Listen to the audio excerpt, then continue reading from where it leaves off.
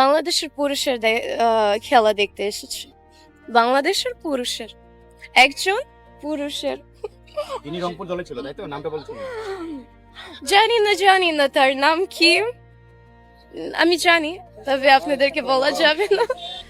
S SD S অবশ্যই আসবো 2 minute যখন সে আবার খেলবে তখন। হ্যালো আপু, কেমন লাগে মাঠে এসে খেলা দেখতে? আলহামদুলিল্লাহ, অস্বাভাবিক, অনেক ভালো।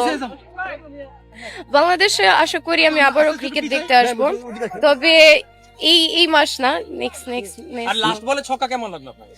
ও এটা আমার টিমের বিরুদ্ধে ছিল, তো আমার ভালো লাগেনি। আপনি বাংলাদেশে বিশ্বকাপ খেলা দেখতে যাবেন কিনা? যাব। তো আপনি যেই পুরুষের কথা বলছেন উনি কি জাতীয় দলের ক্রিকেটার নিশ্চয়ই? আমি তার ব্যাপারে বলতে চাচ্ছি না। না, আপনার অনেক বাংলাদেশে আপনার অনেক কোন ফ্যান, দল? তারা নিশ্চয়ই জানতে চায়। রংপুর ছিল। বাংলাদেশে আপনার অনেক ফ্যান আছে, তারা নিশ্চয়ই জানতে চাইবে যে আসলে মনিকা কার খেলা দেখতে এলো। তাদেরকে নিশ্চয়ই আপনি নিরাশ করতে চাবেন না। বাংলাদেশের পুরুষের খেলা দেখতে এসেছি। বাংলাদেশের পুরুষের একজন পুরুষের তিনি রংপুর দলে ছিল তাই তো? নামটা বলছেন না। জানি না তার নাম কি। আমি জানি, তবে আপনাদেরকে বলা যাবে না। নামের প্রথম অক্ষরটা বলে দাও।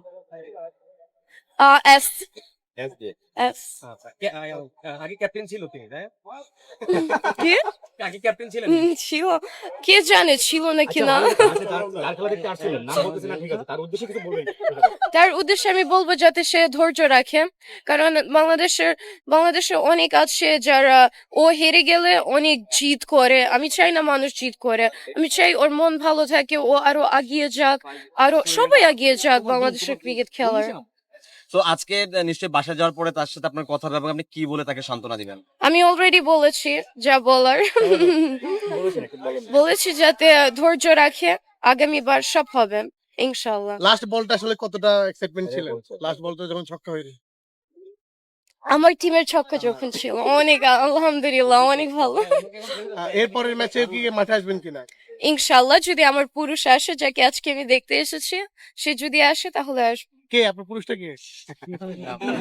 বাঙালি পুরুষ। ওইটা রংপুরের? রংপুরে শেষ আপনার আল্লাহ প্রিয়- হাফেজ।